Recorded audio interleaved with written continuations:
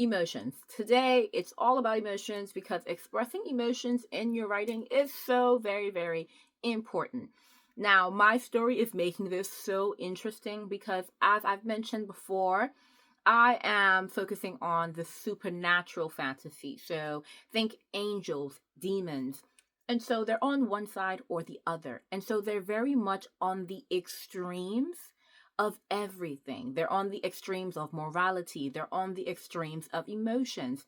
So, however they express it, it's either very, very good or very, very bad, so to speak. Even the good can experience things like anger, but it will be righteous anger, holy anger. And obviously, with the demons, they'll just experience horrible things at all times because they pervert everything. So, with expressing emotions, it's absolutely hilarious because think every negative emotion you can think of, and then you'll think demon. Think every positive, and you'll think angel. And that's funny to write. And I remember even speaking to one of my friends, or a couple of my friends actually, and telling them how writing the demons was such a hilariously interesting experience because it's all the pettiness, all the shadiness, all of the negativity that we can sometimes relish in because it can be enticing, even though it's terrible. And then with the angels, I had to be my best self.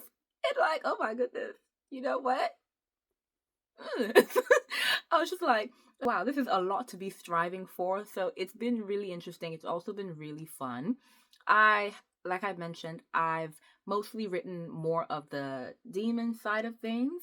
And so I've mostly been exposed to the bad, I would say, which is entertaining in the worst way. I'm just like, oh my goodness.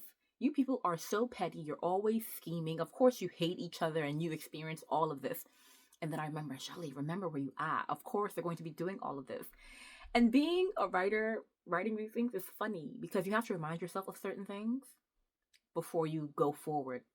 And that's one thing I will say when it comes to writing emotions. You have to know your characters. And this is why I'm really hoping that the prompts have been helping people because obviously the prompts have been very random, but it's ways to help you get to know your story better, get to know your setting, get to know the people in your story, get to know their reasons for doing what they're doing, get to know their background. Really things to help you understand your own character. And I'm sure everyone would have already done that.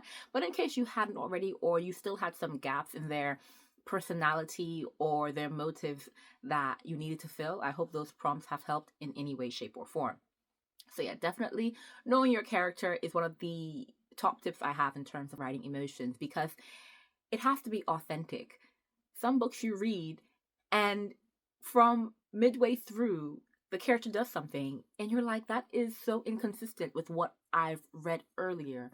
It doesn't seem like they would feel this way. It doesn't seem like they would act this way. It doesn't seem like they would say certain things because you've gotten to know that character from the earlier chapters or even from an earlier book. And so you have to know your character so that you can remain consistent when you're writing the emotions. And when it comes to actually writing the emotions, I think we all know the tips that we've been told. Make sure to show, not tell, because it's always so hilarious when you just read a book and they're like, I was just really sad. That's great. That's great. But especially if you're like me and you really love the third person perspective, then you need to be able to show the emotion. How did their face contort? Were they twitching their hands? Was their nerve popping in their temple? Just anything that you can find to display how they're feeling. Obviously, the use of metaphors, really, really helpful metaphors, analogies, anything that can really help you describe the emotion without just blatantly saying it. Now, with all things, and I remember we spoke about something along this line earlier in this series, with all things, there needs to be balance. So, yes, make use of all of these writing techniques to help you with things like show and tell so that it's not boring or it doesn't seem clipped. Do not overdo it. We've spoken about how some writers just fill the book with description after description to the point that you're just like, what the heck am I reading? You just sound like a pretentious fool. Yes, Show not tell is very important. Descriptions are very important. So obviously use your adjectives and your adverbs. Do not overdo it. Find a good balance. Sometimes it's okay to just keep it simple, but find the right balance between simplicity and really just going a bit in depth, especially when it comes to your emotions. One thing I do, and I'm so happy that people don't see me when I'm writing certain things because I look ridiculous, but writing certain scenes or trying to express or convey certain emotions, I have to think, when I felt this way in the past or whatnot, or if I were to feel this way, how would I look? What would I be doing with my body, my hands, my legs? Would I pace? How would my face look? And then I go in the mirror and I'm just like, okay, you scrunch your eyes, or okay, you had this. It looks ridiculous, especially if I'm talking myself through what I would do. Then it gets so ridiculous. But that's definitely a way to help you. Just think to yourself, okay, how would I look if I were angry, if I were excited, if I were sad? Obviously, you probably haven't gone through every emotion there is. So a bit of research will likely be necessary depending on your story. If it's a story and you've modeled the main character after yourself, then you probably know all their range of emotions. If the story and the main character is the complete opposite to you, time to start doing some research. That is completely fine. But just talk it out with yourself. What would this actually look like in real life if someone were to be experiencing this? Write it down, and incorporate the bits that you think are truly necessary in your story.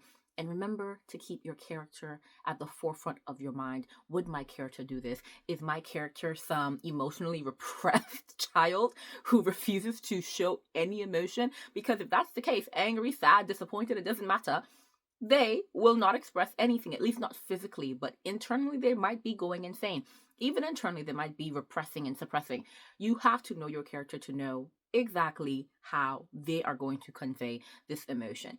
So truly get to writing, get to researching, and do your best. Like I said, with my story, the emotions have been very hilarious because I have mainly been on the demon side of things so far, and they're just petty and shady, and it's hilarious to me. Very, very hilarious. But it's been fun as well. So I'm enjoying this. Emotions, I think, are one of those things that make a book. And as humans, we go through everything. So you need to be able to connect with your readers by displaying your emotions. Well, displaying your character's emotions, because that's how you tug at the heartstring of your readers. That's how you get them to relate to your character or to hate your character because of their emotions. So get to typing, get to writing, and make sure you're incorporating every single bit of emotion that you can in every chapter, in every single chapter. Let's get into it. Okay, so that is it for today, guys. We're doing so well. Word count wise, probably not. But in terms of staying consistent and showing up every day, which is what we are here to do, we are doing so well. So proud of us, guys. We can do it. I'm also rooting for us that we really get the words that we are striving for, because that is increasingly hard. But remember, guys, it's just important that you show up every single day. Progress, not perfection. That is what we're aiming for. Until next time, guys. Bye.